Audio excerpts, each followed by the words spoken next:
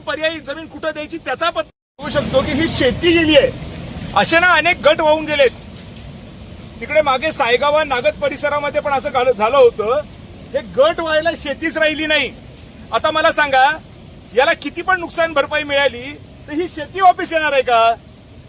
शेतीशी झगडा करून शेतकरी कमवतो, पण शेतीच उरली नाही तर झगडा करणार कोणाबरोबर? याला पर्यायी शेती दिली पाहिजे.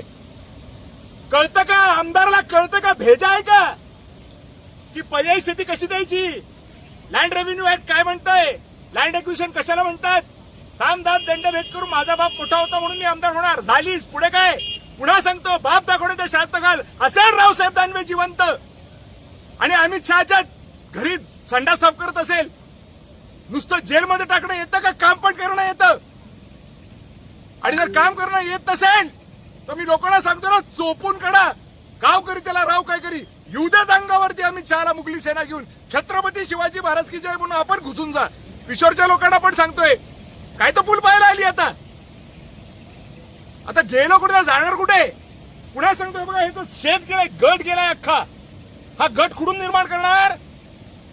नुकसान भरपाईचा पत्ता नाही, पर्यायी जमीन कुठं द्यायची त्याचा पत्ता नाही. सायगावांच्या लोकांना अजून जमिनी भेटल्या नाहीत. बेघर झाले, कुठेतरी भीक मागत गेलेत.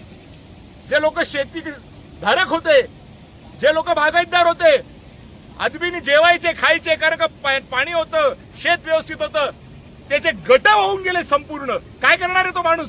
आणि असं बोललं की तुम्ही म्हणता हर्षवर्धन बोलतो, मग नाही बोलणारे छक्के तुमच्याकडे तुम्ही घेतलेत ना भाजपमध्ये, ते चोळत बसतील तुम्हाला. आम्ही नाही चोळणार. जय श्रीराम.